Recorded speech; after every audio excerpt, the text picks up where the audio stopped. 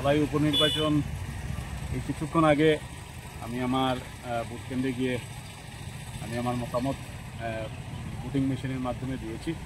Actually আমরা রাজনীতির সঙ্গে ততটুকু জড়িত না থাকলেও আপনারা যেটা বলছেন যে ত্রিমুখী লড়াই, সেটা তো কোনো অবস্থাতেই নয়। এখানে ত্রিমুখী লড়াই হয়তো কোনো এক একটা বুথে হতে পারে, কিন্তু ওভারঅল কনস্টিটিউয়েন্সিতে দ্বিমুখী লড়াই বলতে হবে। এবং সেটা তো শুরুর থেকেই আপনারা দেখছেন যে এখানে ভারতীয় জনতা পার্টি বা বিজেপির যে প্রার্থী বা ভারতীয় জনতা পার্টির যারা নেতৃস্থানীয়রা এখানে এসেছেন, ওনারা প্রথম দিক থেকেই নিহার দাস, যিনি ওনাদের প্রার্থী, ভারতীয় জনতা পার্টির প্রার্থী, ওনাকে এগিয়ে নিয়ে যাচ্ছেন। তাছাড়া আজকে এখানে বলতে গেলে যে আজকে ভারতীয় জনতা পার্টি ইউনাইটেডলি এই নির্বাচনে প্রতিদ্বন্দ্বিতা করছে। কারণ আমার যতটুকু জানা, ভারতীয় জনতা পার্টির অনেকজন প্রার্থী ছিল, সব প্রার্থী আমি লক্ষ্য করলাম যে একজুট হয়ে দলের কাজ করছে। যদিও একটু এদিক সেদিক ছিল, পরবর্তীতে বাকি সব কিন্তু ইউনাইটেড হয়ে গিয়েছে। শেষ অবধি আমি যেটা দেখলাম যে সবাই ইউনাইটেড হয়ে কাজ করছে। কিন্তু জাতীয় কংগ্রেসেরও এই ধরনের কিন্তু অনেক প্রার্থী ছিল, কিন্তু যিনি নির্বাচনে প্রতিদ্বন্দ্বিতা করছেন উনি ছাড়া কিন্তু বাকি যারা দাবিদার ছিল কংগ্রেসের, ওনারা কিন্তু কেউ মাঠে নেই, আমাদের চৌকে পড়েনি, বা ওনাদের সাথে যারা সমর্থক ছিল ওনারা কিন্তু কেউ নেই।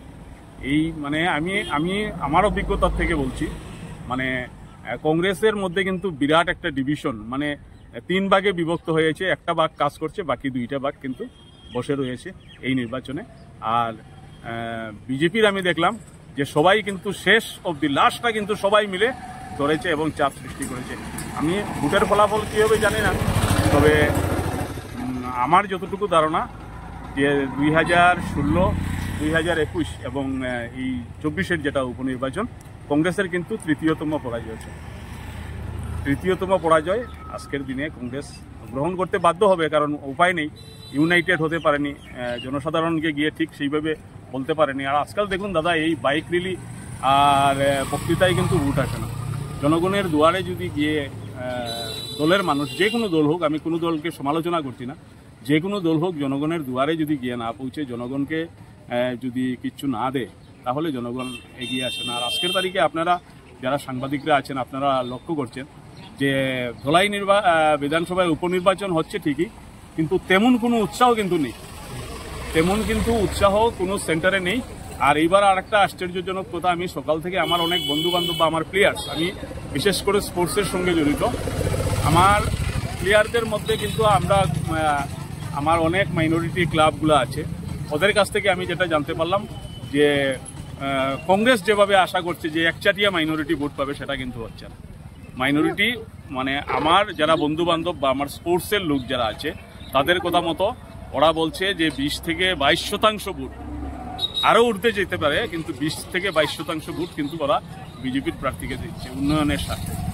তো সেটা যে একতরফা ভোট এসে যাবে, আর সেটাও ঠিক আছে যে হিন্দু ভোট যে সব একতরফা গিয়ে বিজেপিকে দিচ্ছে, সেটা না, সেটার থেকেও একটা পার্সেন্টেজ হয়তো কেউ কংগ্রেসকে দিচ্ছে। 20 তারিখে রেজাল্ট বেরোনোর পর আজকাল দেখুন আপনারা যদি নির্দল প্রার্থীর কথা বলেন, যে নির্দল যারা প্রতিদ্বন্দ্বিতা করে, বিগত দিনে আমরা ধলাই বিধানসভাতে রমাদাসকে দেখেছি মাত্র 7000 ভোট পেয়েছি। আমরা বিগত দিনে শিলচর বিধানসভার উপনির্বাচনে দেখেছি আমরা দিলীপ পাল, যিনি দলের উপর রাগ করে ক্ষুব্ধ হয়ে উনি নির্দল হিসেবে প্রতিদ্বন্দ্বিতা করেছিলেন, মাত্র 20,000 ভোট পেয়েছে। তো নির্দল প্রার্থীর পক্ষে কিন্তু জনসাধারণ গতকাল বনেন্দুর প্রতি হয়তো জনসাধারণের আবেগ থাকতে পারে, টান থাকতে পারে, কিন্তু যখন মানুষ ভোট দিতে যাবে, মানুষ যখন ডিসিশন নেবে, আগের দিনই মানুষ বেশিরভাগ আমাদের এই অঞ্চলের একটা ডিসিশন নিয়ে দেয় যে কালকে ভোট দেবো, কালকে কিন্তু সেটা অনেক কমে গিয়েছে। আমার কাছে যেটা খবর রয়েছে, অনেক কমে গিয়েছে। এই ধরনের কিন্তু কিচ্ছু না। 23 তারিখে রেজাল্ট পাবেন, সরকার পক্ষেই মানুষ ভোট দিচ্ছে। ধন্যবাদ।